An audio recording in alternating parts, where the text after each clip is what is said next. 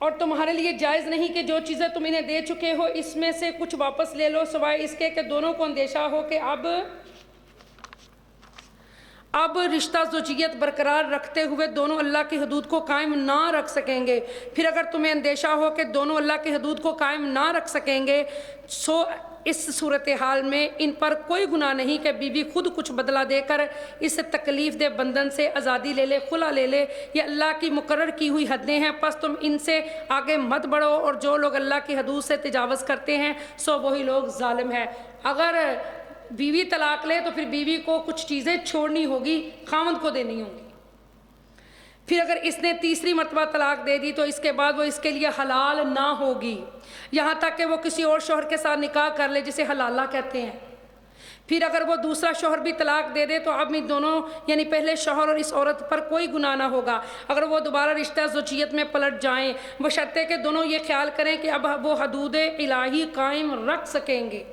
یہ اللہ کی مقرر کردہ حدود ہیں جنہیں وہ علم والوں کے لیے بیان فرماتا ہے۔ یہ جو بیٹا حلالہ ہے یہ نیت کر کے کریں گے تو حرام ہے، یہ زنا کے زمرے میں آتا ہے۔ اگر کوئی عورت کوئی مرد آپس میں علیحدہ ہو جاتے ہیں اور بعد میں پھر وہ شادی کرنا چاہتے ہیں، پچھتاتے ہیں، جو بھی ان کے معاملے ہیں، نیت کر کے اگر وہ کسی کے ساتھ شادی کر کے پھر طلاق لیں گی تو وہ جو اس کے ساتھ وقت گزارا وہ زنا کے زمرے میں آئے گا۔ اللہ کی طرف سے پکی نیت سے وہ شادی کرے،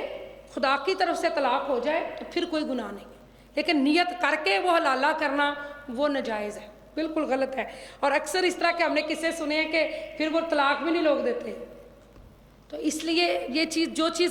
گناہ ہے اس میں ظاہر ہے ہر لحاظ سے جو ہے وہ بے برکتی آتی ہے اور وہ ہر لحاظ سے وہ بندے کے لیے نقصان دہ ہے۔ چلیے جی، آیت نمبر 200 اونچی بولے 231 یہی آیت ہے، پکی بات ہے۔ چلیں جی، اور جب تم عورتوں کو طلاق دو اور وہ اپنی عدت پوری ہونے کو آ پہنچے تو انہیں اچھے طریقے سے اپنی زوجیت میں روک لو یا انہیں اچھے طریقے سے چھوڑ دو، اور انہیں محض تکلیف دینے کے لیے نہ روکے رکھو کہ ان پر زیادتی کرتے رہو۔ ایسے ہوتا تھا نا کہ جیسے عدت پوری ہونے لگی تو پھر رجوع کر لیا، عدت پوری ہونے لگی تو پھر رجوع کر لیا۔ تو اللہ رب العالمین نے اس بات پر ان لوگوں کو بتایا کہ یہ بہت بڑا گناہ ہے، اللہ کے نزدیک یہ بہت بڑا جرم ہے، ایسے نہ کرو، ان پر زیادتی کرتے رہو، اور جو کوئی ایسا کرے پس اس نے اپنی ہی جان پر ظلم کیا۔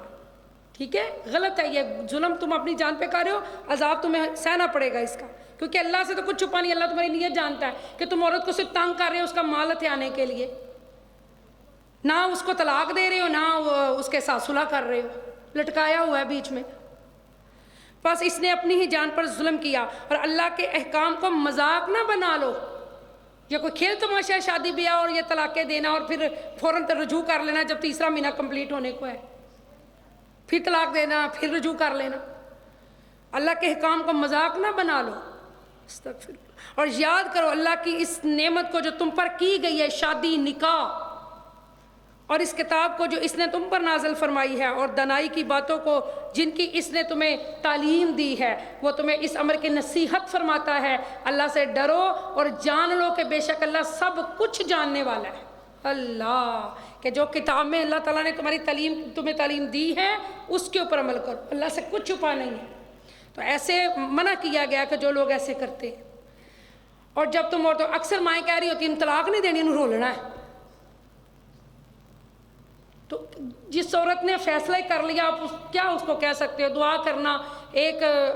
عزیز ہی ہیں، بڑے کلوز ہیں میرے، تو ان کی بیوی روٹھ کے گئی ہوئی ہے، دعا کریں کہ وہ آ جائے، دعا کریں اللہ وہ آ جائے یا رب العالمین، ان کا گھر بس جائے اللہ تعالیٰ۔ بلکہ جہاں بھی کوئی طلاقیں ہو رہی ہوں فوراً کوشش کریں کہ ان کی صلح کرائیں، کسی طرح صلح کروانا حج سے بھی زیادہ ثواب ہے۔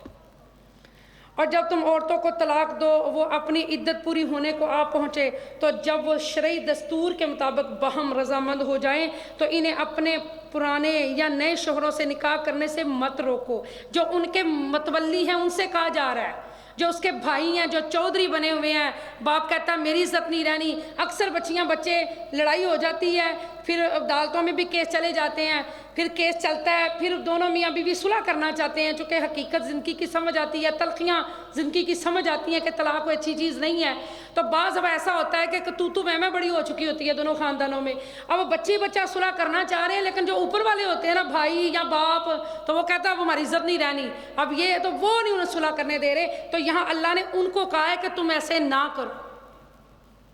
یا اللہ تعالیٰ ان کو سمجھا رہے ہیں کہ تم ایسے نہ کرو۔